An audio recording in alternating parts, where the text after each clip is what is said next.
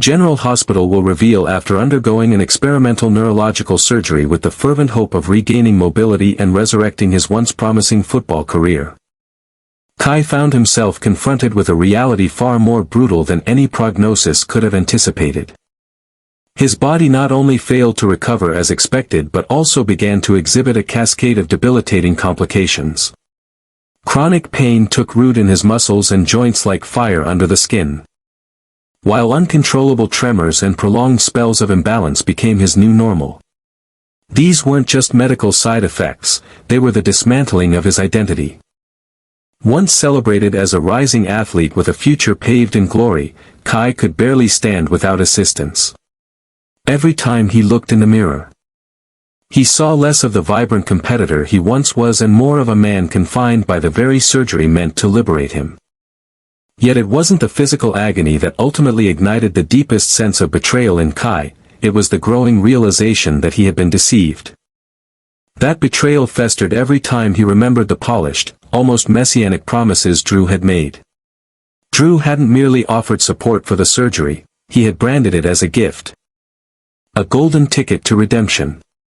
He sold Kai a dream cloaked in benevolence, all while positioning himself to reap the rewards.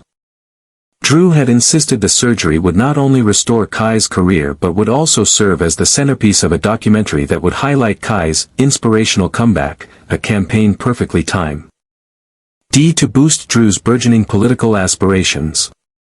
Initially, Kai remained silent.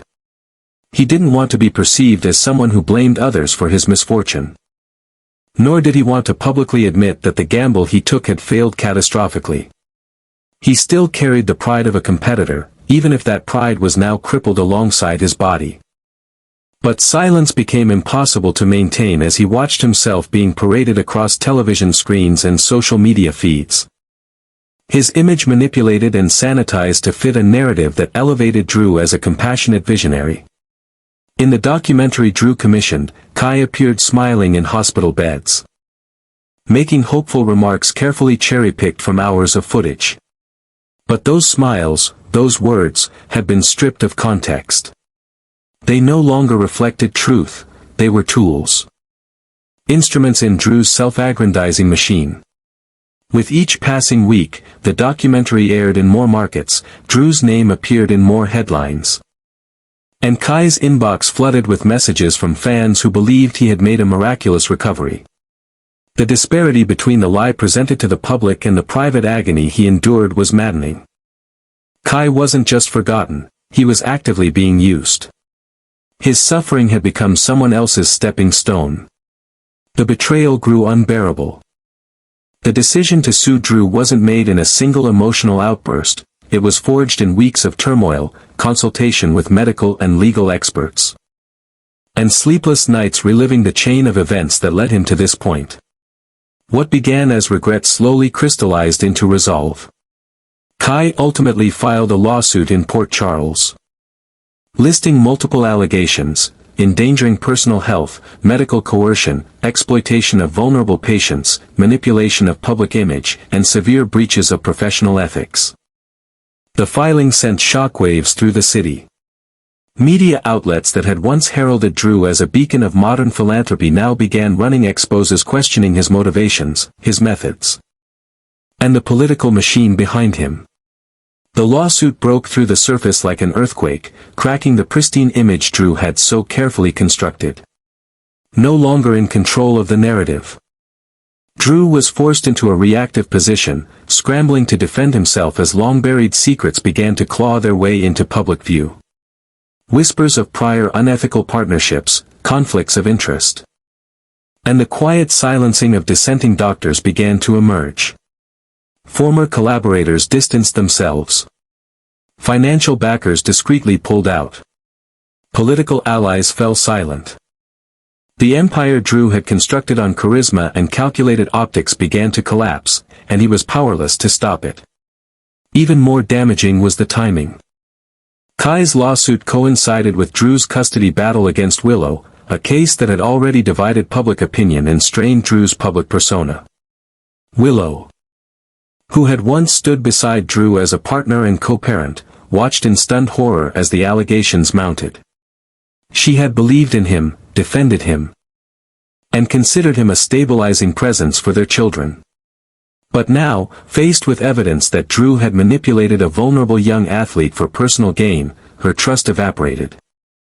Every affectionate promise, every speech about family and protection, now they felt hollow, like lines in a script Drew had written for his own benefit. The fallout extended to Willow's decision-making. Realizing that Drew's legal battles were only just beginning and his character irreparably damaged, she withdrew from their custody agreement, choosing instead to prioritize the emotional and psychological safety of her children.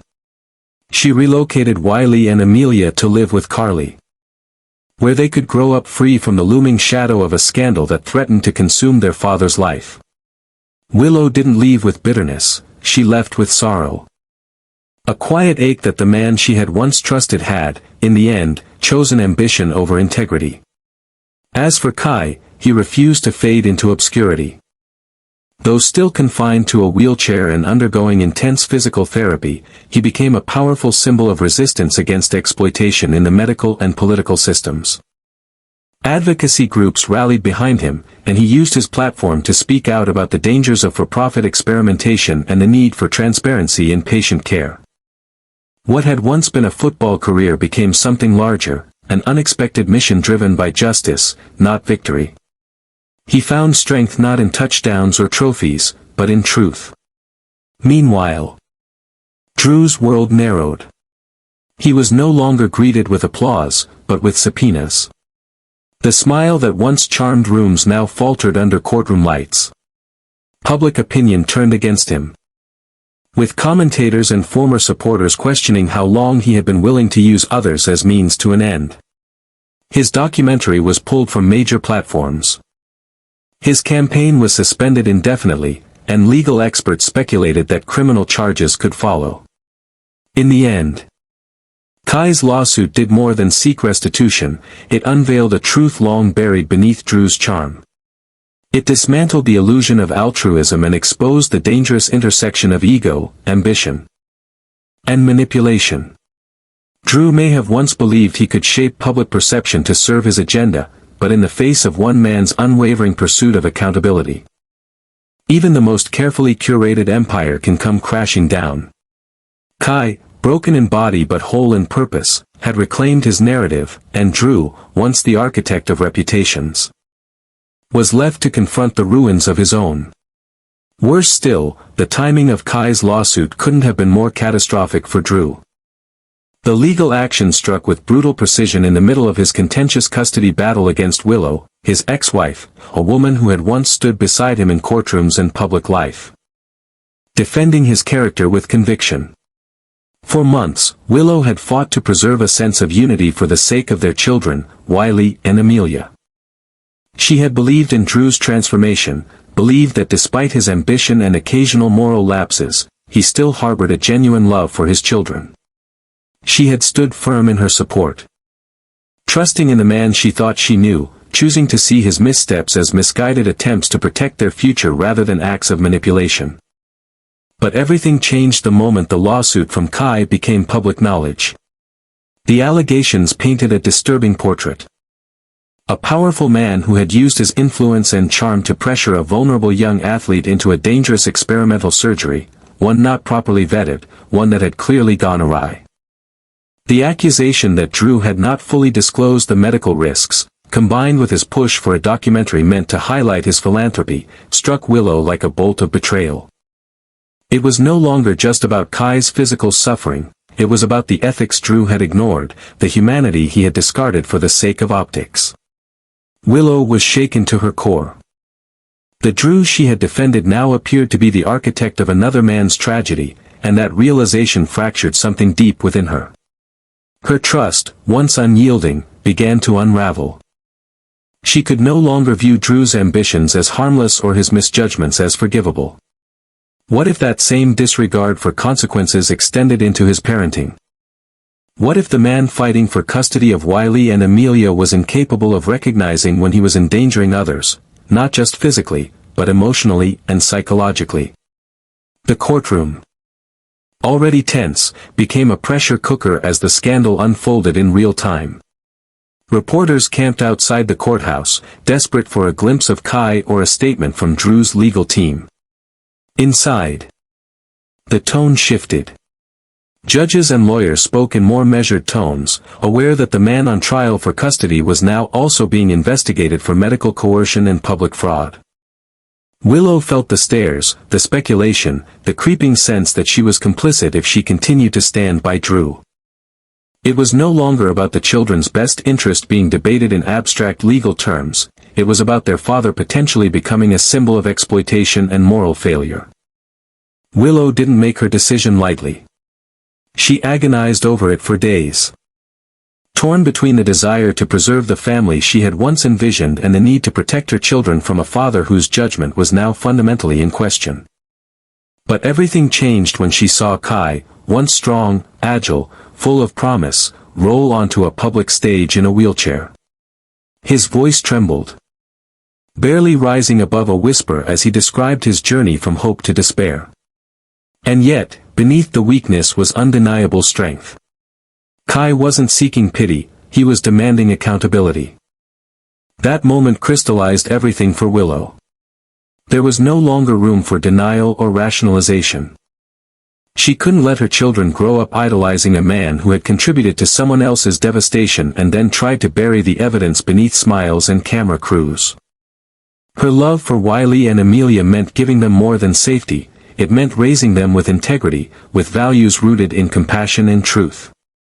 And so, without fanfare or spectacle, Willow withdrew from the custody battle. She didn't frame it as surrender. It wasn't about winning or losing. It was about choosing clarity over chaos. She packed up the children's belongings and quietly moved them to Carly's home, a place that, while imperfect, offered stability and warmth far removed from the turmoil Drew had created. Carly, though once a point of tension between her and Drew, opened her doors without question, sensing the weight behind Willow's silence.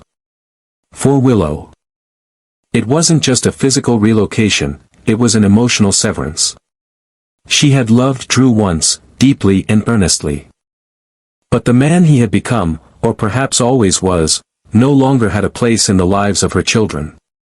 Word of Willow's decision spread quickly through Port Charles. The courtroom fell silent when her legal team submitted the formal withdrawal. Drew sat frozen, stunned by the realization that the very person he had counted on to validate his role as a father had walked away, not out of spite, but out of heartbreak.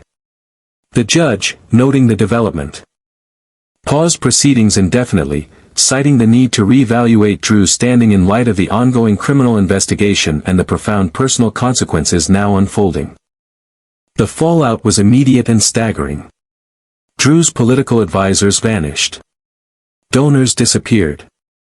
His media team released statements in damage control mode.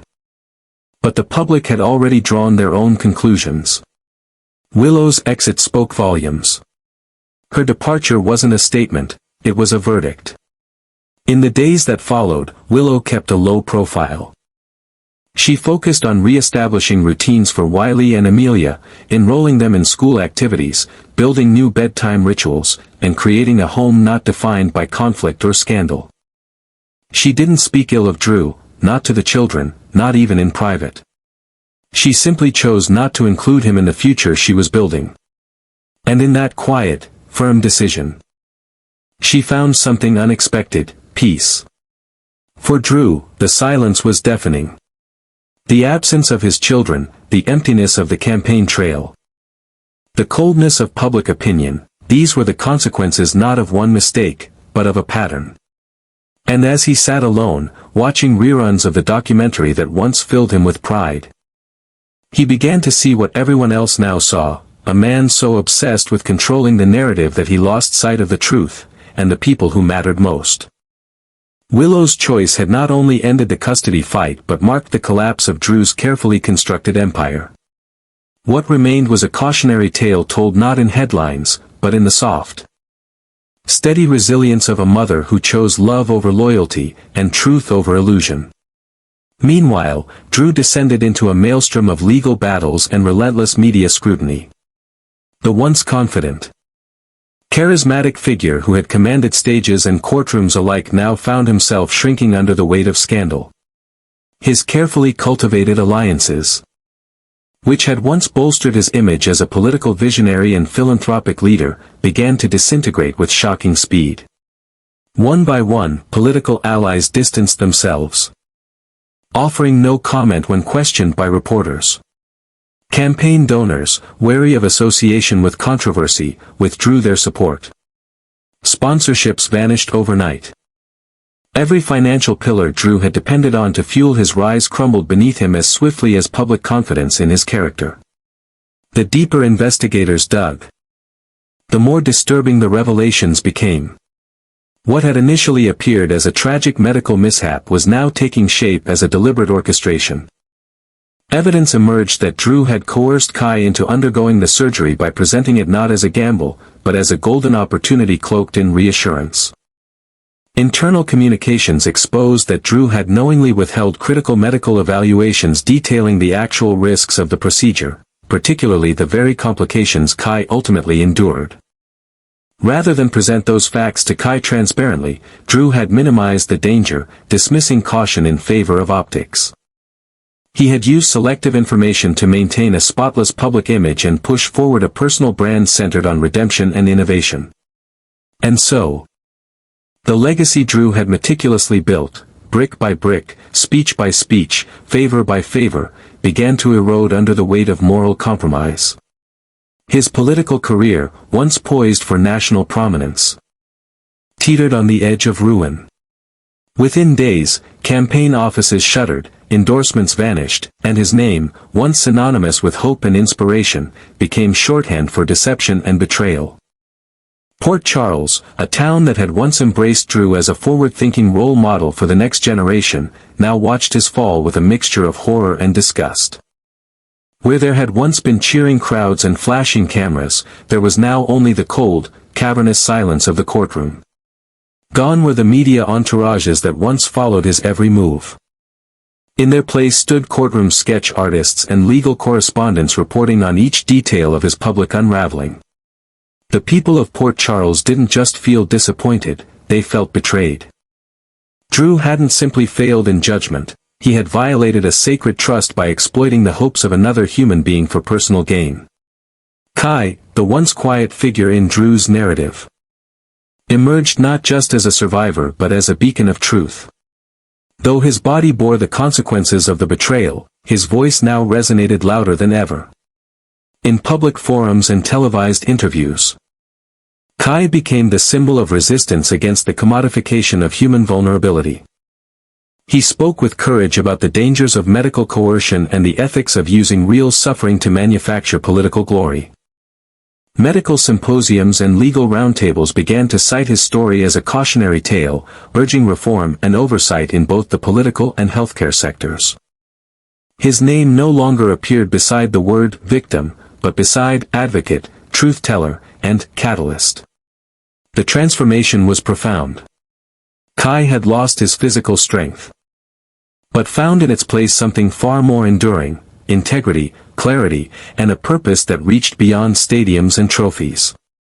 He now championed the rights of others who had been silenced by systems too powerful to challenge, systems that Drew had once operated with impunity.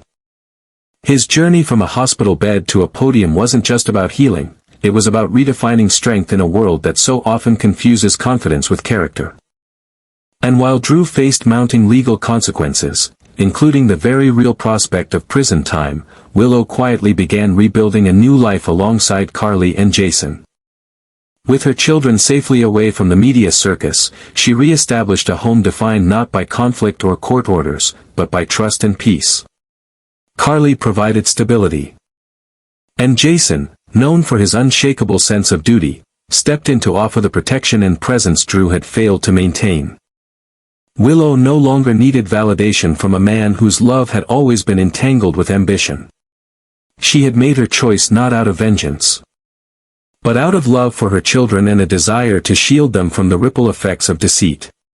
The courtroom, once filled with Drew's booming voice and rhetorical flourishes, now echoed with the quiet gravity of accountability.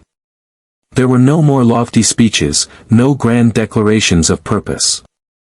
There was only Drew, stripped of title and triumph, left to reckon with the reality he had created. And in that reckoning, he found no one to blame but himself. His fall was not the result of a single catastrophic mistake, but of a series of decisions, each seemingly small but collectively devastating. Each time he chose appearance over honesty, ambition over ethics, and power over people, he inched closer to this inevitable collapse. He wasn't removed from Willow's life in a single, dramatic moment. He was undone by a long sequence of calculated missteps, each one another step down the path to irrelevance. In the end, it wasn't a court ruling that removed Drew from Willow's world.